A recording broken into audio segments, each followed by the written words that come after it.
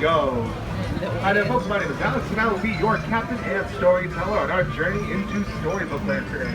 For your safety, we ask that you please remain seated for the duration of our voyage and keep those hands, arms, feet, and legs inside the boat at all times. And please supervise our younger passengers aboard, for we wouldn't want our story to take any unexpected turns. And well, what do we have here? If it isn't the mighty monster the whale, yes, the same whale that swallowed up Pinocchio and Geppetto on their journey. But don't worry, everything's alright. Although most people love to jump into their favorite fairy tales through the pages of a book, we like to do things a little differently here in Fantasyland. As you can see right now, we actually are not being swallowed up by the jaws of Monstro, but instead we are being transported right into Storybook Land. To our left-hand side here, we have the cave of the big bad wolf himself. He loves to chase after the three little pigs right across the way in their houses. One made of straw, one made of sticks, and one made from mighty old powerful wolf bricks. And coming up to our left here, in this quaint little English village, lives our friend Alice, who one day fell down into a rabbit hole and ended up in Wonderland, where things, of course, just got curiouser and curiouser from there. And right across the way here is London Park, the same park that Peter Pan, Wendy, John, and Michael Darling flew over on their trip to Neverland, where they never ever had to grow up. And straight ahead from us here is the Kingdom of Agrabah, where Princess Jasmine met and fell in love with the street rat Aladdin, and they are both now happily married in their beautiful Arabian palace.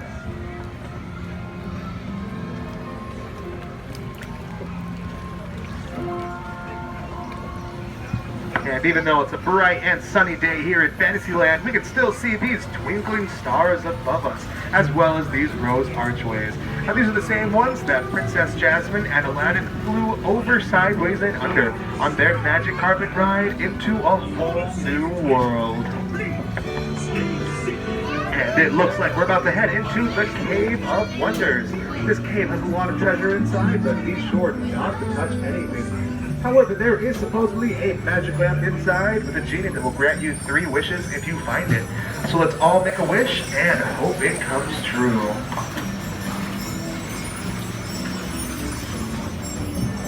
And coming up to our right here is the cottage of the 7 dwarves. One day while Snow White was fleeing from the evil queen, she stumbled upon this cottage, and the dwarves gave her shelter there to repay her for her kindness. And if you listen real closely, you can hear them whistling while they work.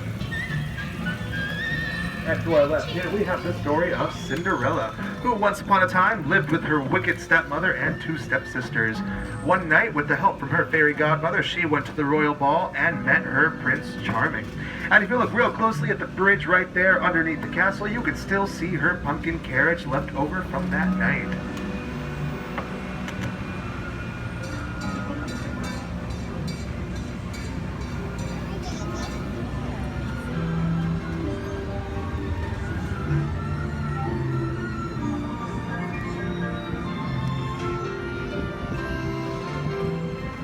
To our left here, we have this beautiful giant patchwork quilt made up from these very colorful succulents here, inspired by the 1933 Silly Symphony cartoon Lullaby Land.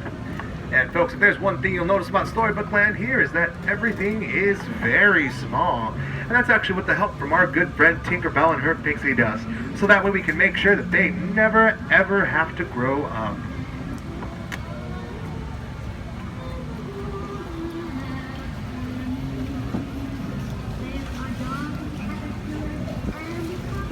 And coming up to our left here is the mansion of Mr. Toad. Although we probably won't find him home right now, as he is often having a wild ride to nowhere in particular. And also here to our left-hand side, we have the Kingdom of Arendelle, where Queen Elsa, her sister Anna, and all of their friends just wanted to let it go.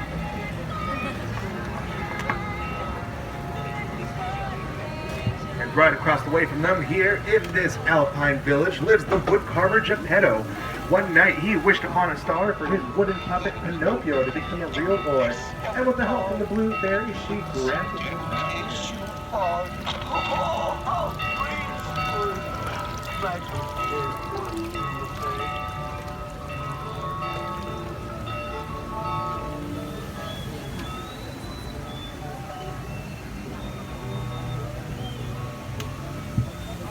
And coming up ahead to our right here, we have the story of Ariel, the Little Mermaid. She dreamed of becoming human and wanted to be a part of our world. And she now lives in Prince Eric in their seaside castle. And also right across the way from them here is the Kingdom of Atlantica, where her father, King Triton, and a very crabby Sebastian live. And folks, just like all good stories, this one too has come to an end. So as we approach the docks, please be sure to keep those hands, arms, and especially those fingers inside the boat. So thank you so much for joining me on this expedition into Storybook Land today. And we all hope you have a really good rest of your visit here at the happiest place on earth.